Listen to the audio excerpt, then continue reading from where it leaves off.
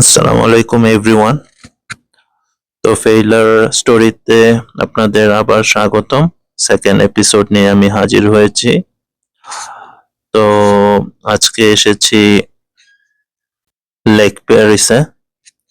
আপনারা জানেন যে আমি সব ওয়ান্ডারফুল লোকেশন নিয়ে ভিডিও ক্রিয়েট করি যেন আপনাদের জন্য বোরিং না হয়, যেহেতু এটা failure story.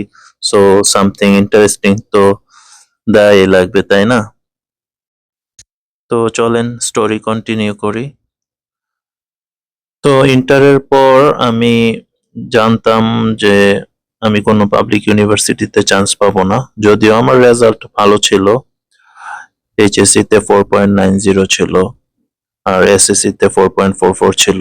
So I have enough our result to get chance in any public university, but আমি জানতাম আমার ওই যোগ্যতা নাই। কিন্তু আমি অ্যাটেন্ড করেছিলাম যদি কোনো ক্রমে চান্স পাই, বাট আমি চান্স পাই নাই।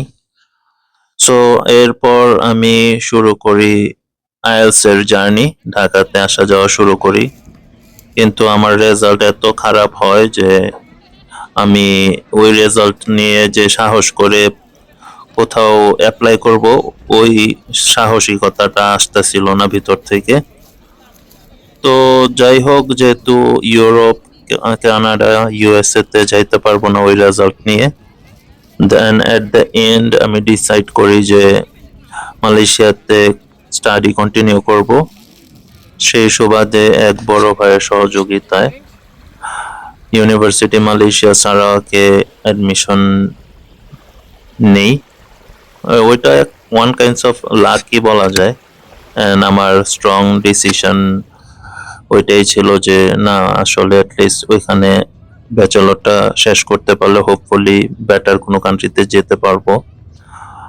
সো ওইখানে আমি অ্যাডমিশন নিই, আমার স্টাডি কন্টিনিউ করি। তো এটাই বলবো যে ডিসিশন আর ইউনিক পাথ চুজ করাটাই হচ্ছে বড় কথা। উইক স্টাডি আর উইক রেজাল্ট ওইটা কোনো ইস্যু না। সো আজকে এই পর্যন্তই।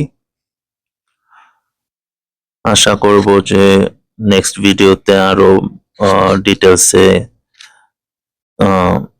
ইনফরমেশন শেয়ার করতে, যেন আপনারা আরো কিছু আইডিয়া পান।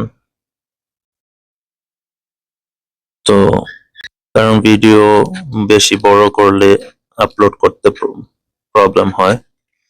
তো যাই হোক, আজকে এখানেই।